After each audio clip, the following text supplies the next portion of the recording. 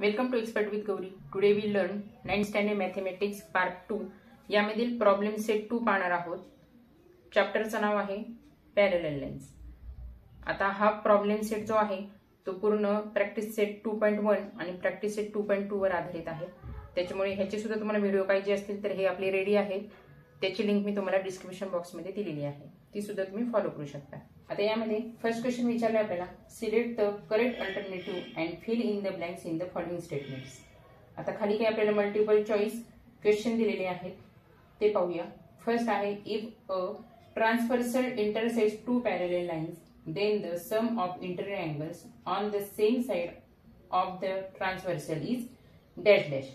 आणि 4 ऑप्शन आहेत आपल्याला खाली दिलेले, तर त्यापैकी योग्य ऑप्शन कोणता आहे ते आपल्याला फाइंड आउट करायचं आहे.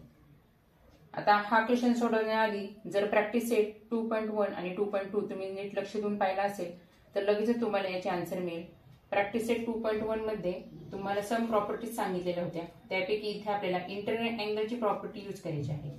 इंटरनल अँगलची थेरम मध्ये आपल्याला सांगितले होते, if two parallel lines are intersected by a transversal the internal angles on either side of the transversal are supplementary. म्हणजेच या क्वेश्चन साठी मी तुम्हाला एक फिगर काढून दाखवते म्हणजे तुम्हाला नीट अंडरस्टँड होईल. त्यासाठी आता क्वेश्चन नीट परत एकदा वाचूया. If a transversal intersects, transversal काढायचे आहे आणि टू पॅरलल लाईन्स आपल्याला काढायचे आहे. फर्स्ट पॅरलल लाईन, क्वेश्चन मध्ये सांगितल्याप्रमाणे if a transversal intersect two parallel lines, त्यासाठी या 2 पॅरलल लाईन्स काढून घेतल्यात.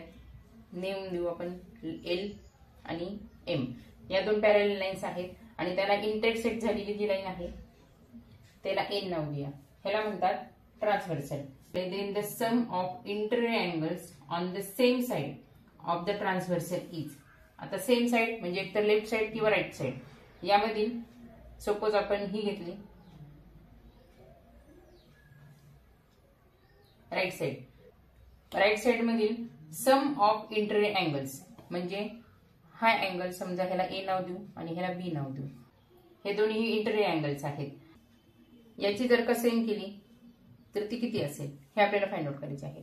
किंवा ऑन द अदर हँड आता लेफ्ट साइड घेऊ आपण, हा अँगल आणि हा अँगल, याची जर का सम केली तर ह्याची सम किती असेल हे आपल्याला फाइंड आउट करायचं आहे. ह्याला सी नाव देऊ आणि ह्याला डी नाव देऊ. या दोघांची ऍडिशन म्हणजे किती हे फाइंड आउट करायचं आहे.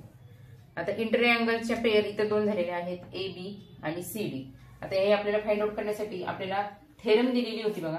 तर थेरम मध्ये आपल्याला सांगितलेलं होतं, if 2 parallel lines are intersected by a transversal. आता या 2 पॅरलल लाईन्स आहेत आणि इंटरसेक्टेड बाय ट्रान्सव्हर्सल एननी केलेलं आहे. The internal angles on either side of the transversal are supplementary. Supplementary म्हणजे काय तर 180 डिग्री. म्हणजेच आता वन साइडचे जे इंटरनल अँगल्स आहेत ए आणि बी यांची जर ऍडिशन केली तर ती आपल्याला मिळणार आहे सप्लिमेंटरी म्हणजेच 180 डिग्री. आणि on the other hand left hand साइडची जर का इंटरनल अँगलची जर का ऍडिशन केली सी अँड डी यांची जर का ऍडिशन केली तर ती सुद्धा येणार आहे सप्लिमेंटरी म्हणजेच 180 डिग्री. त्यामुळे आपला आन्सर इथे येईल. Therefore our answer is option C as 180 degree. त्यानंतर मल्टी चॉईस मधील सेकंड क्वेश्चन आहे, the number of angles form by a transversal of 2 lines is dash dash. आणि खाली 4 ऑप्शन दिले. आता क्वेश्चन मध्ये आपल्याला असं सांगितलं नाहीये की 2 लाईन्स आपल्याला पॅरलल घ्यायच्या आहेत का नॉन पॅरलल घ्यायच्या आहेत. तर त्यासाठी मी तुम्हाला दोन्ही इथं एक्झाम्पल देणार आहे, यावरून तुमचं कन्फ्युजन काहीच राहणार नाही. क्वेश्चन आहे, the number of angles form by a transversal of 2 lines. First option घेतलंय आपण, इफ लाईन्स आर पॅरलल. आता इथे बघा, लाईन जर का पॅरलल घेतल्या आणि त्याला ट्रान्सव्हर्सल करणारी ही जी लाईन आहे एन. आता या एन लाईन मुळे किती अँगल तयार झालेले आहेत हे आपल्याला फाइंड आउट करायचे आहे.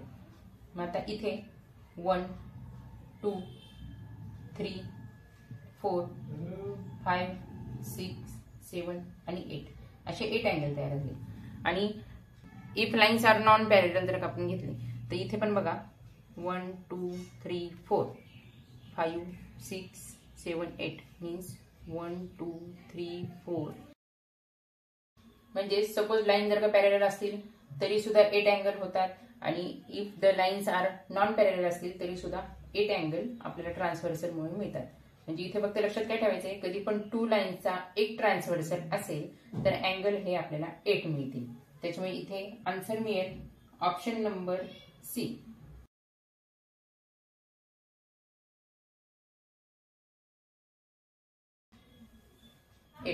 मल्टी चॉइस क्वेश्चन मधील थर्ड क्वेश्चन पाहूया. A transversal intersect two parallel lines. If the measures of one of the angles is 40 degree, then the measures of its corresponding angles is dash dash. यापैकी आपण option मधून select करायचं आहे which is the right answer. त्यासाठी मी figure काढून घेतलेली आहे, तुमच्यासाठी व्यवस्थित तुम्हाला समजेल यासाठी मी काढून घेतलेली आहे. A transversal intersect two parallel lines. N हा ट्रान्सव्हर्सल आहे आणि या 2 पॅरलल लाईन्स आहेत. पॅरलल लाईन्सला छेदणाऱ्या हा ट्रान्सव्हर्सल मी काढून घेतलेला आहे. If the measures of one of the angles is 40 degree. आता यापैकी हा जर का आपण घेतला तर हा 40 डिग्री घेतला, then the measures of its corresponding angles is dash dash. मग हा जर का 40 डिग्री आहे तर त्याचा करस्पॉन्डिंग अँगल म्हणजे कोणता येईल, तर हा येईल. तर हा किती आहे असा आपल्याला क्वेश्चन विचारलेला आहे. We learned in practice set 2.1 if the corresponding angles formed by a transversal of 2 parallel lines, then the corresponding angles are of equal measure. म्हणजे जर का 2 पॅरलल लाईन्स वरती जर का ट्रान्सव्हर्सल असेल आणि त्या ट्रान्सव्हर्सलमुळे तयार झालेले जे करस्पॉन्डिंग अँगल असतात ते इक्वल असतात, इक्वल मेजरचे असतात. त्यामुळे इथे आपल्याला आन्सर येईल देअरफॉर. आता हा 40 डिग्री आहे म्हणजे त्याचा करस्पॉन्डिंग अँगल सुद्धा 40 डिग्रीचाच येईल. 40 डिग्री इथं ऑप्शन नंबर ए मध्ये आपल्याला दिसत आहे. त्यामुळे answer is option A as 40 degree. Question 4 आहे. In triangle ABC, angle A is equal to 76 degree, angle B is equal to 48 degree, and therefore angle C is equal to, आणि खाली option दिलेत आपल्याला. एकदम इझी क्वेश्चन आहे हा, कारण triangle आपण स्टँडर्ड 4th मध्ये असल्यापासून शिकत आहोत. त्याच्यामुळे ट्रायंगलच्या काय काय प्रॉपर्टी आहेत हे आपल्याला माहिती आहे. कोणत्याही टाईपचा ट्रायंगल असला तरी सुद्धा त्याच्या तिन्ही अँगलची ऍडिशन ही 180 असते, हे आपल्याला माहिती आहे. त्याचा वापर करून आता हा क्वेश्चन आपल्याला सॉल्व्ह करायचा आहे. आता इथे मी लिहिते पहिले. As per triangles property, angle A plus angle B plus angle C is equal to, हे आपण ट्रायंगलच्या प्रॉपर्टी मधून शिकलेलो आहोत. देअरफॉर एंगल ए ची मेजरमेंट दिली आहे 76 डिग्री, एंगल बी ची दिली आहे 48 डिग्री, अँड एंगल सी आपल्याला फाइंड आउट करायचा आहे is equal to 180 degree. Therefore या दोघांची ऍडिशन करायची 124 degree plus angle C is equal to 180. आता एंगल सी इथेच ठेवू आपण लेफ्ट साइडला, इज इक्वल टू 180 मायनस 124 ची आपण साइड चेंज करत आहोत, त्याच्यामुळे त्याचा सिम्बॉल सुद्धा चेंज होईल. त्याच्यामुळे इथे मायनस होतील 124. Therefore measurement of angle C मिळाला आपल्याला इज इक्वल टू, ह्याचं सबट्रॅक्शन म्हणजे इथे येईल 56 degree. Therefore our answer is option B as 56 degree. Multi choice question मधील लास्ट क्वेश्चन आहे question 5. Two parallel lines are intersected by a transversal. If measures of one of the alternate interior angles is 75 degree, then the measure of the other angle is dash dash. आता इथे alternate interior angle आलाय, त्यामुळे बिलकुल गोंधळून जायचं नाही आपल्याला. लक्षात घ्यायचं अल्टरनेट अँड इंटेरियर अँगल. त्याच्यामुळे सपोज हा जर का आपण अँगल घेतला तर हा होईल इंटेरियर अँगल 75 डिग्री.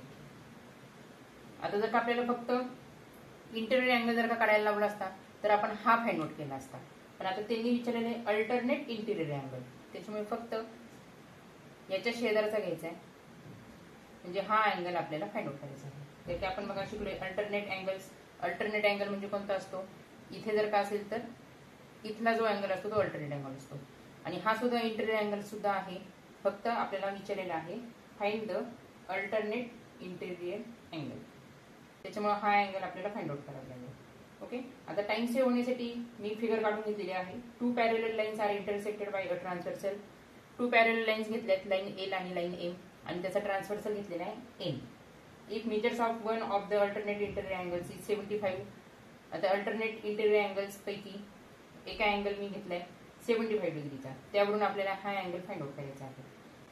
फिगर जर का नीट फोकस करून तुम्ही पाहिली तर लक्षात येईल इथे झेड तयार झालाय, आणि झेडचे जे टोकं असतात म्हणजे हे दोन टोक तयार झालेले बघा, तर त्याच्यातले हे दोन्ही इंटिरियर अँगल आहेत, तर ते दोन्हीही सेम असणार आहेत, इक्वल असणार आहेत. त्याच्यामुळे आपला आन्सर येईल इथे therefore our answer.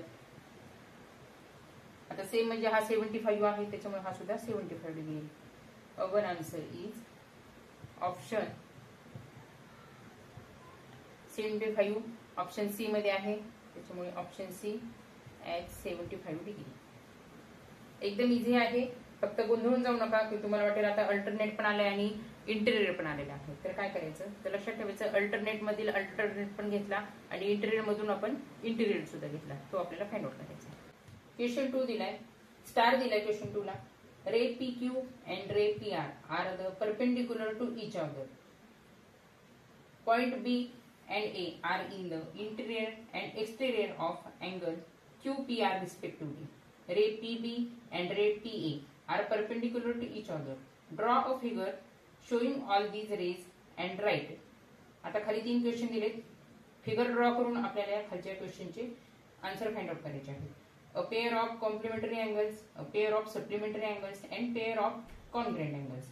First we draw a figure. First दिले आपल्याला ray P Q and ray P R are the perpendicular to each other. आता परपेंडिक्युलर आहे त्यामुळे फर्स्ट पी आर घेऊ आपण. रे सांगितलेली आहे त्याच्यामुळे वन साइडच बांधेल. हा झाला रे पी आर, आणि याला परपेंडिक्युलर असलेला आपल्याला पी क्यू काढायचा आहे.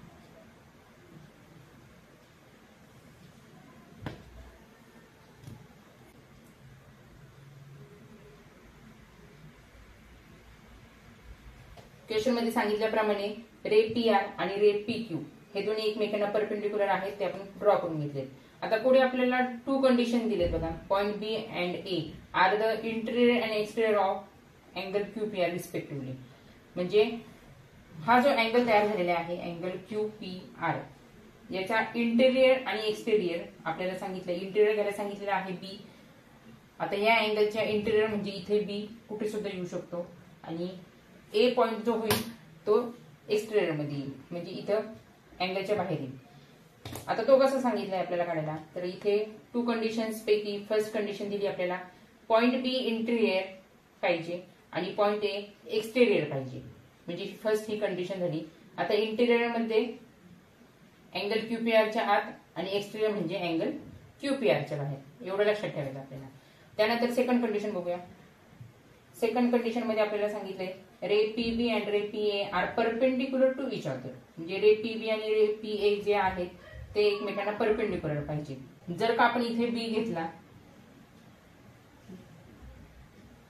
इंटिरियर मध्ये जर का बी हा पॉइंट आपण जर का इथे घेतला, तर रे पी बी तयार झाला. फर्स्ट ड्रॉ करून घेऊ आपण. रे पी बी तयार झाला.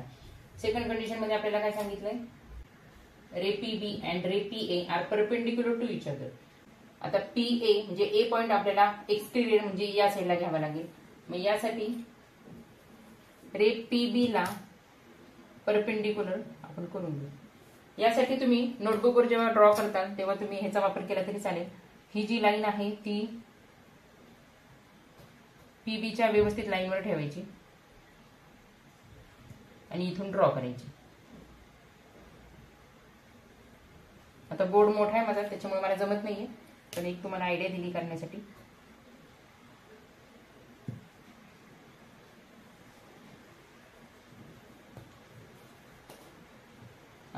अशा प्रकारे दोन्ही कंडिशन फॉलो झाल्या.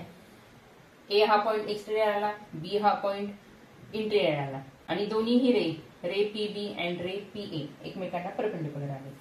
आता फर्स्ट क्वेश्चन जो विचारलाय त्याचा आपण विचार करूया.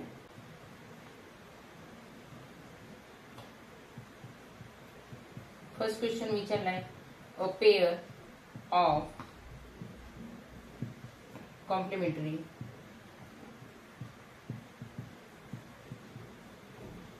अँगल्स.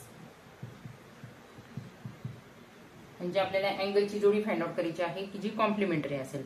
आता कॉम्प्लिमेंटरी अँगल्स हा चॅप्टर आपण स्टँडर्ड 8 मध्ये शिकलेलो आहोत, त्याप्रमाणेच इथं आपल्याला फॉलो करायचं आहे. कॉम्प्लिमेंटरी अँगल म्हणजे काय इथे तुम्हाला डायरेक्ट सांगते मी.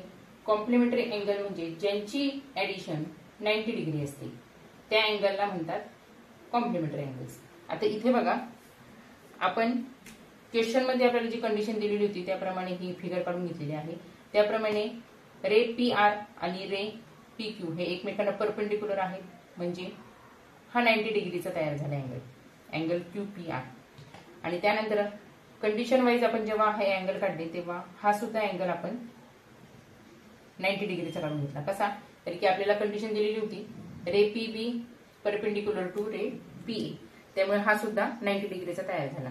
आता आपल्याला विचारले पेअर ऑफ कॉम्प्लिमेंटरी अँगल्स, त्याच्यामुळे इथे आपल्याला आन्सर डायरेक्ट लिहिता येईल. रे P Q perpendicular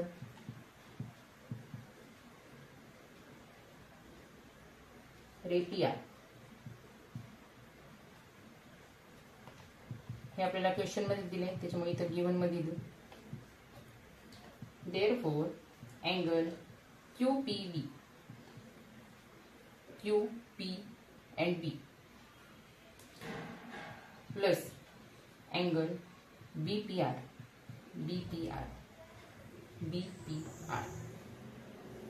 is equal to angle Q P R तयार झाला. आणि क्यू पी आर आपण ड्रॉ केला तेव्हाच तो 90 डिग्रीचा होता, म्हणजे हा अँगल प्लस हा angle is equal to 90 degree होती. त्याच्यामुळे ते therefore angle Q P B plus angle B P R is equal to 90 degree. तरी की हे क्वेश्चन मध्येच आपल्याला दिलेलं होतं. म्हणजे a pair of complementary angle आपल्याला मिळाली. इथं फर्स्ट देते म्हणजे ही first pair angle Q P B and angle B P R are the pair of complementary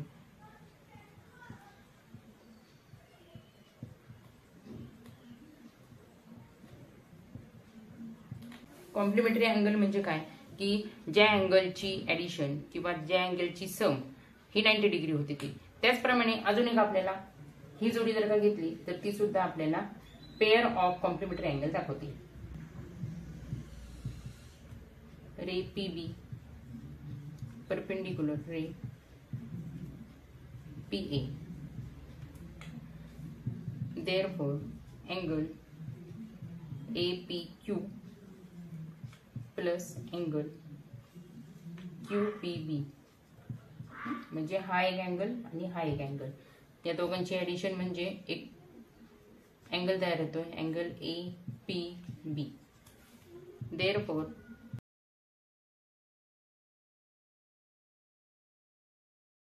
angle A P B आपल्याला माहित आहे 90 डिग्री, त्याच्यामुळे इथे 90 डिग्री लिहू.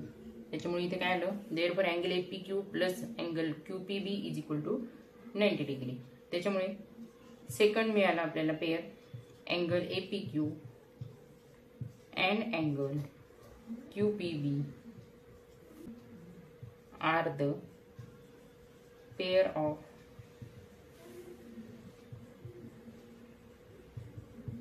Complementary angles. त्यानंतर सेकंड क्वेश्चन विचारलाय a pair of supplementary angles. आता supplementary angles आपण स्टँडर्ड 8 मध्ये पाहिलेला आहोत, शिवाय स्कॉलरशिप किंवा प्रज्ञाशक्तीची जी आपली एक्झाम असतात त्यामध्ये आपण बऱ्याच वेळा हे पाहिलेलं आहे. त्याच्यामुळे सप्लिमेंटरी अँगल म्हणजे काय तर इथे डायरेक्ट मी तुम्हाला सांगते, ज्या दोन अँगलची ऍडिशन 180 असते त्या दोन अँगलला सप्लिमेंटरी अँगल असे म्हणतात. Means two angles which the sums are 180 degree, then both angles are called supplementary angles. आता वरील फिगर वरून आपल्याला किती लक्षात येईल, अँगल QPR हा 90 डिग्रीचा आहे आणि अँगल APB हा सुद्धा 90 डिग्रीचा आहे. मग त्यामुळे angle APB plus angle QPR या दोघांची ॲडिशन होती 180 डिग्री. त्यामुळे त्याला म्हणता येईल सप्लिमेंटरी अँगल. त्यामुळे आपल्याला पेअर मिळाली. Therefore angle APB and angle QPR are the pair of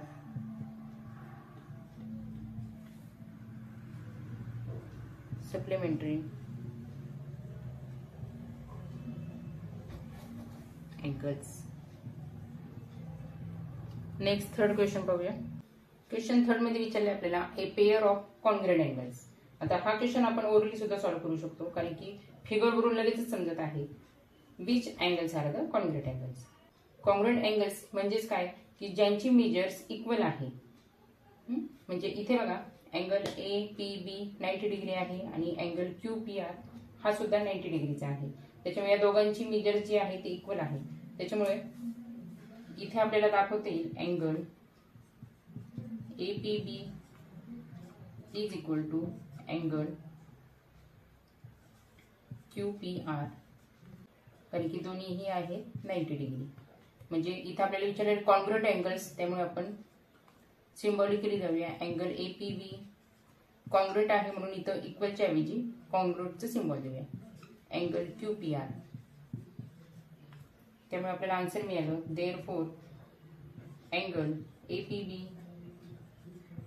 and angle QPR are the pair of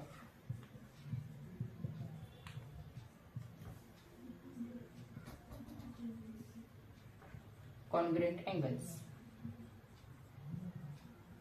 या क्वेश्चन मध्ये विचारलेले तिन्ही क्वेश्चन खूप सोपे होते. फक्त तुम्हाला ही डायग्राम जर का काढता आली तर तुम्हाला सोल्युशन एकदम इझी जाईल. कारण की तिन्ही क्वेश्चन बघा आपल्याला काय विचारले होते, ओळखीचेच प्रश्न विचारलेले होते. कॉम्प्लिमेंटरी अँगल्स, सप्लिमेंटरी अँगल्स आणि कॉन्ग्रुएंट अँगल्स. त्याच्यामुळे हे एकदम सोल्युशन तुम्हाला इझी होतं. फक्त इथं मेन काय होतं तुमचं काम, तर तुम्हाला ही फिगर काढता यायला पाहिजे होती. फिगर मध्ये गोंधळून जायचं नाही. इंटेरियर म्हणजे आतील आणि एक्सटेरियर म्हणजे बाहेरील, आणि परपेंडिक्युलर म्हणजे लंब असतो हे सुद्धा तुम्ही शिकलेला आहात. त्याच्यामुळे बी जर का पॉईंट तुम्ही इंटेरियर मध्ये जर का घेतला तर त्यामधून रे घालायची आणि रे वरून परपेंडिक्युलर रे असलेली आपल्याला रे AP काढून द्यायची. ओके, म्हणजे तो ऑटोमॅटिकली 90 डिग्री होतो आणि त्याच्यावरून हे क्वेश्चन आपल्याला सॉल्व्ह करता येतात. क्वेश्चन थर्ड आहे, prove that if a line is perpendicular to one of the two parallel lines then it is a perpendicular to the other line also. इथे आपल्याला प्रूव्ह करायला सांगितले आहे, जर एक लाईन दोन पॅरलल लाईन पैकी एका लाईनला परपेंडिक्युलर असेल तर तीच लाईन दुसऱ्या पॅरलल लाईनला सुद्धा परपेंडिक्युलर असते. हे आपल्याला प्रूव्ह करून दाखवायचं आहे इथे. त्यासाठी आपण पहिले डायग्राम काढून घ्या. डायग्राममुळे तुम्हाला सुद्धा इझी अंडरस्टँड होईल. आणि क्वेश्चन जर का जास्त मार्कांचा असेल तर डायग्राम असणं फार गरजेचं आहे. त्यामुळे डायग्राम काढायची पद्धत ही करून घ्या तुम्ही. आता पॅरलल लाईन सांगितले,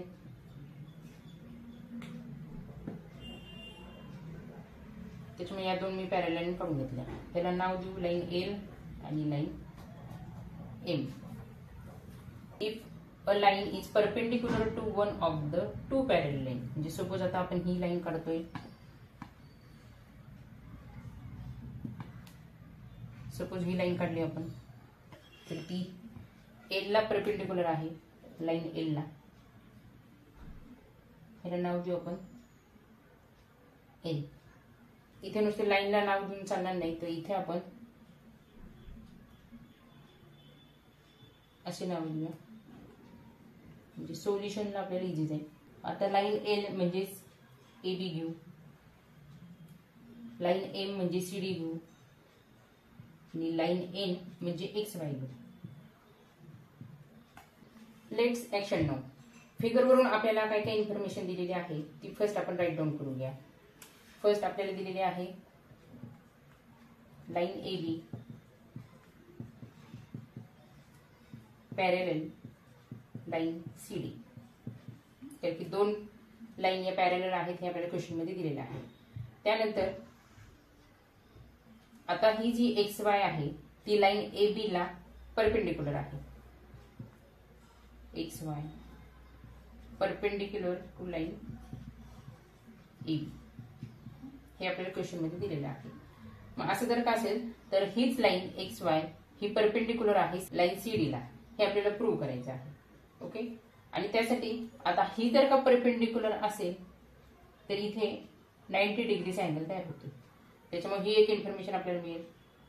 अँगल एक्स इथे नाव देऊ आपण ओ देऊया, त्यामुळे इथे होईल angle X O B is equal to 90 degree.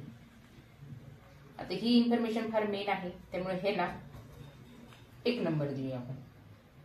इथे आपल्याला आता प्रूव्ह करायचे आहे X Y perpendicular to C D.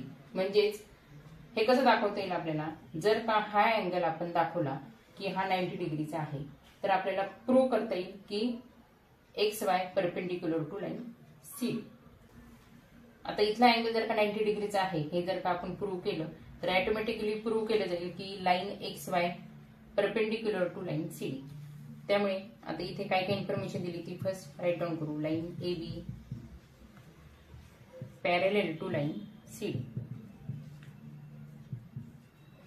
आणि आता त्याचा ट्रान्सव्हर्सल पण इथे लिहून घेऊया. And line X Y is there transversal.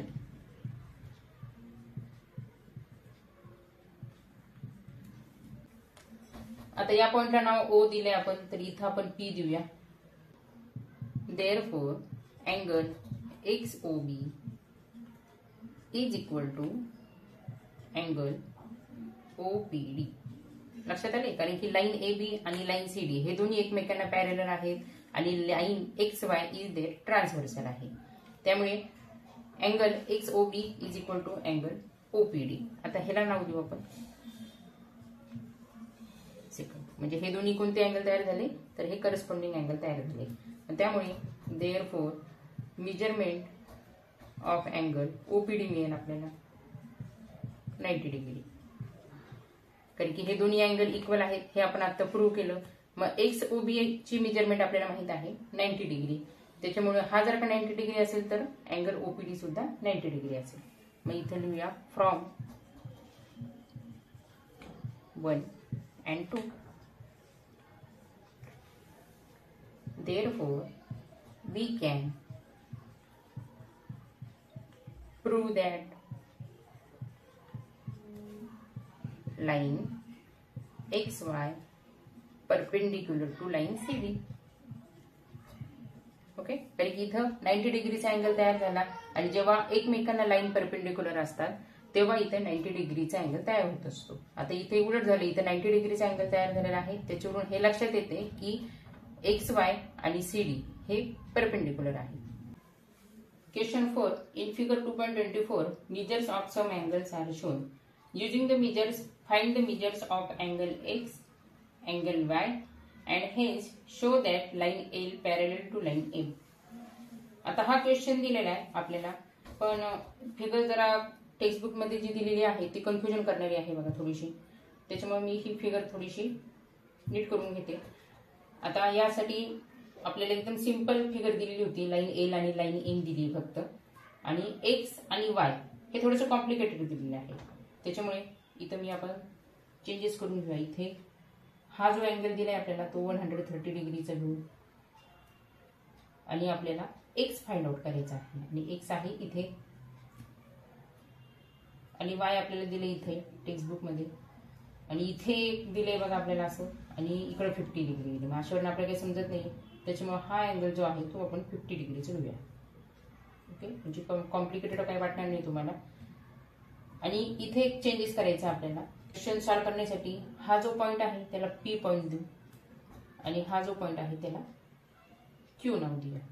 Okay, म्हणजे इझिली आपल्याला क्वेश्चन सॉल्व्ह करता येईल. आता इथे बघा फिगरमध्ये measurement of angle X and measurement of angle Y हे आपण ओरली फाइंड आउट करू शकतो, कारण की फिगरमध्ये जर का पाहिलं तर लक्षात येते एक्स अँगलच्या ऑपोजिट आणि वाय अँगलच्या ऑपोजिट अँगल आपल्याला दिलेले आहेत. त्यामुळे व्हर्टिकली ऑपोजिट अँगल प्रमाणे आपल्याला हे दोन्हीही angle directly orally find out करता येते. पण इथे ओरली आन्सर देऊन काही उपयोग नाहीये, कारण की आपण जर का ओरली मार्क दिले तर मॅडम सुद्धा आपल्याला ओरलीच मार्क देते. त्यामुळे आपण राईट टर्न करूया. Angle X is equal to 130 degree. इथे लिहायला विसरायचं नाही ब्रॅकेटमध्ये व्हर्टिकली ऑपोजिट अँगल्स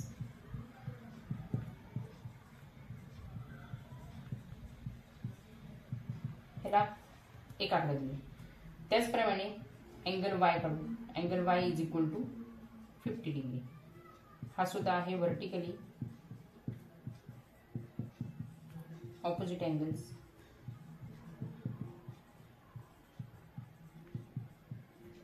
ह्याला देऊया दुसरा आकडा. लक्षात आलंय कसं काढलं आपण, कारण की हा जो अँगल आहे एक्स आपल्याला फाइंड आउट करायला सांगितलेला आहे त्याच्या ऑपोजिटच एक्झॅक्ट ऑपोजिट जो अँगल दिला आपल्याला तो 130 डिग्री आहे. मग ऑपोजिट अँगल जेव्हा असतात तेव्हा ते व्हर्टिकली ऑपोजिट अँगल्स असतात आणि ते इक्वल असतात. त्याच्यामुळे हा सुद्धा झाला 130 डिग्री. कारण की इथे बघा एक्स हा सिम्बॉल तयार झालेला आहे. एक्स हा सिम्बॉल जेव्हा तयार होतो तेव्हा समोरासमोरील जे अँगल्स असतात त्यांची मेजरमेंट सेम असते. त्याचप्रमाणे इथे सुद्धा एक्स तयार झालेला आहे, त्याच्यामुळे समोरासमोरील जे अँगल आहेत त्यांची मेजरमेंट सेम असणार आहे. त्यामुळे व्हर्टिकली ऑपोजिट अँगलनुसार अँगल वाय पण मिळाला आपल्याला 50 डिग्री. आता हे तर आपण फाइंड आउट केलं, पण आपल्याला अजून विचारलेलं आहे की ही इन्फॉर्मेशन वापरून तुम्हाला hence show that line L and line M are the parallel. म्हणजे ही लाईन आणि ही लाईन एकमेकांना पॅरेलल आहेत हे आपल्याला प्रूव्ह करून दाखवायचं आहे या इन्फॉर्मेशनचा वापर करून. आता हा अँगल आपण फाइंड आउट केला, तो मिळाला 130 डिग्री. म्हणजे अँगल बी पी क्यू मिळाला 130 डिग्री. आणि हा अँगल आपल्याला ऑलरेडी दिलेला आहे angle P Q D 50 degree. या दोघांची जर का ऍडिशन केली तर 130 प्लस 50 इज इक्वल टू होतात 180 डिग्री. म्हणजेच हे सप्लिमेंटरी होतात. त्याच्यामुळं इंटिरियर अँगल्स टेस्ट नुसार आपल्याला हे दाखवता येईल की line L parallel to line M. Okay, मग डायरेक्ट इथे राईट डाऊन करूया. आता angle BPQ is equal to 130 degree. हे आपण प्रूव्ह केले 1 नुसार. ओके, कारण की BPQ म्हणजेच अँगल एक्स आहे तो आपण प्रूव्ह केलाय 130 degree. Therefore angle BPQ plus angle PQD हे दोन्हीही इंटिरियर अँगल आहेत. इंटिरियर अँगलची ऍडिशन 180 डिग्री असते तेव्हा लक्षात ठेवायचं की त्याला रिलेटेड असणारे दोन लाईन्स असतात त्या एकमेकांना पॅरेलल असतात as per the interior angle test. Okay, मग आता BPQ फाइंड आउट केलंय आपण 130 प्लस अँगल PQD सुद्धा माहित आहे आपल्याला 50 डिग्री. हे आले 180 डिग्री. त्यामुळे इथे आपण प्रूव्ह करू शकतो therefore line L parallel to line A as per the interior angle test. Okay, practice set 2.2 मध्ये आपण जर का पाहिलं तर इंटिरियर अँगल टेस्ट म्हणजे काय आहे ते आपण शिकलेलो आहोत. तर त्यामध्ये आपल्याला दिलेलं होतं बघा. तर इंटिरियर अँगल टेस्टची आपण थेरी पाहिली होती. If the interior angles form by a transversal of two distinct lines are supplementary then the two lines are parallel. म्हणजे थेरीनुसार आपल्याला इथं काय प्रूव्ह करता येईल, if the interior angles form by a transversal of two distinct lines म्हणजे दोन line वरती ट्रान्सव्हर्सल मुळे तयार झालेले जे दोन इंटिरियर अँगल्स आहेत त्यांची जर काय ऍडिशन सप्लिमेंटरी आली म्हणजेच 180 आली तर त्या लाईन ज्या असतात त्या एकमेकांना पॅरेलल असतात. ओके, हे आपण इथे प्रूव्ह केलं. Therefore line L parallel to line M as per the interior angle test. Textbook मध्ये ही कॉम्प्लिकेटेड फिगर आलेली आहे त्याच्यामुळे गोंधळ होऊ शकतो. जर का स्कूलमध्ये मॅडमने तुम्हाला जर का अशी फिगर घ्यायला सांगितली की ही सपोज लाईन एल आहे, लाईन एम आहे आणि ही ट्रान्सव्हर्सल आहे आणि इथे जर का आपल्याला एक्स दिला आणि इथे जर का वाय दिला तर हा 50 डिग्री आणि हा 130 डिग्री. अशी जर का फिगर आपल्याला स्कूलमध्ये मॅडमनी घ्यायला सांगितली असेल तर linear pair through x and Y आपण फाइंड आउट करू शकतो आणि इंटरनल अँगल टेस्ट करून आपण प्रूव्ह करू शकतो की line L parallel to line A. Okay, म्हणजे इंटरनल अँगल टेस्ट थ्रू कसं, आता हे बघा हे दोन्ही अँगल आहेत, हा अँगल आणि प्लस हा अँगल, हे दोन्ही एका लाईनवर आलेले आहेत. त्याच्यामुळे 180 मायनस 130 म्हणजे इथं आपल्याला मिळेल 50 डिग्रीचा हा angle vertically opposite angle through आपण फाइंड आउट करू शकतो 50 डिग्री. आणि त्यानंतर last internal angle test through आपण हे प्रूव्ह करू शकतो की line L parallel to line M. Okay, आता तुम्हाला जसं क्वेश्चन देतील त्याप्रमाणे तुम्हाला सोल्युशन करावं लागेल.